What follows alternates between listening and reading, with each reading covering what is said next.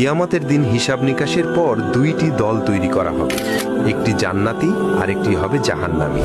আল্লাহ তাআলা বিচার কার্য শেষ করার পর হযরত জিবরাইল আলাইহি ওয়াসাল্লামকে বলবে, আমার যে বান্দা জীবনে একবার হলেও আমাকে সিজদা করেছে, আমাকে রব হিসাবে মেনেছে, সেই বান্দাকে তুমি জাহান্নাম থেকে খুঁজে আনো। তারা জাহান্নামের মধ্যে অনেক কষ্ট করছে।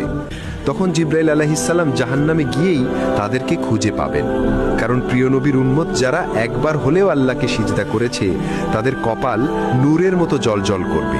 এই চিহ্ন দেখে তাদেরকে জাহান্নাম থেকে বের করে আনা হবে। তাদের কেউ থাকবে কয়লার মতো কালো, আবার আগুনের কারণে কারো চামড়া খসে গিয়েছে।